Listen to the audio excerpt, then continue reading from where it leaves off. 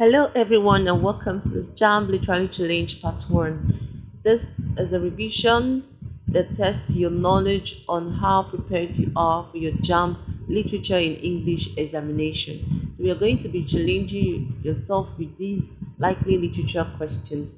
Explanations and answer is provided as well. But before we start looking at the question, please subscribe to our YouTube channel if you haven't done so.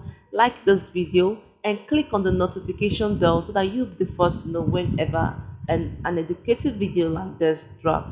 So now let's dive deep into the question. Question number one says, which of the following literary devices is used to create a contrast between two ideas by placing them next to each other? A. Simile. B. Metaphor. C. Irony. And D. Juxtaposition. Let's look at the options one after the other. Simile is an indirect comparison with the use of as and like. Metaphor is a direct comparison asserting that one thing is another. Irony is when the opposite of what is intended is said. So definitely the placing next to each other to contrast the word is the juxtaposition. Let's look at the next question. Question number two says, in literature, what does the term foreshadowing refer to? A. The use of humor to criticize society. B. Giving hints or clues about events that will occur later in the story. C. The emotional atmosphere created by a work of literature. And D. The repetition of consonant sounds at the beginning of words. A is satire, C is mood, and D is alliteration. So B is the answer to this question. Question number three says, what is the central idea or message conveyed by a literary work called? A. Theme. B. Plot. C. Setting. And D. Conflict. Let's start with the last option. Conflict is like the cause of the problem in the literature work. Setting has to do with the time and place the event took place. Plot is the storyline.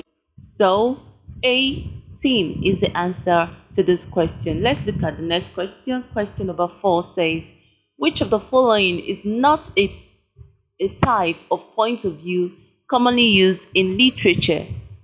A. We have the first person. B. Second person.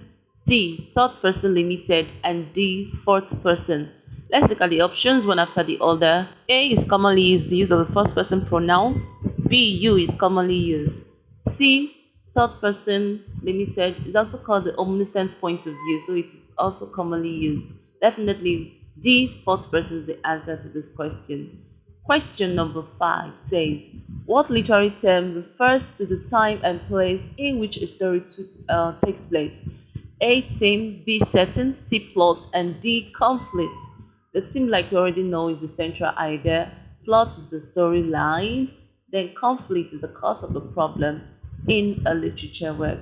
So definitely B. Setting is the answer to the question. Setting has to do with the time and place the story takes place.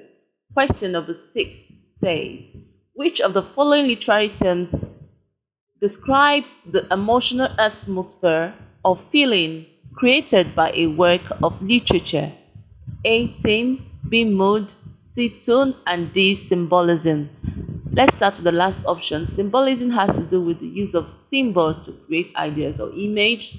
Tone is the attitude of the character or writer, and theme is the central idea. So definitely mood is the answer to this question. Question number seven says, what literary device involves the use of words that imitate the sounds associated with the objects or actions they refer to? A. Onomatopoeia. B. Hyperbole. C. Allusion. And D. Oxymoron. Oxymoron is the placing side by side of two contrasting words. Allusion is an indirect reference to a historical event or figure. Hyperbole is over exaggeration for emphasis. Then definitely onomatopoeia is the answer to this question. Onomatopoeia has to do with sounds, noting the meaning of words. So it's the answer to this question. Question number eight says, What is the term for a literary work in which characters, events, and settings represent abstract qualities and concepts? A. Allegory, B. Sonnet, C. Soliloquy, and D. Hyperbole. Hyperbole, like I explained before, is the exaggeration for emphasis. Soliloquy has to do with when a character is talking to his or herself. Sonnet is a poem of 14 lines. So definitely the answer to this question is allegory. A. Question number 9 says, which literary device involves the use of exaggeration for emphasis or effect? I've said this before. Option A says alliteration, B hyperbole, C onomatopoeia, and D versification. We already know what alliteration is. We know what onomatopoeia is.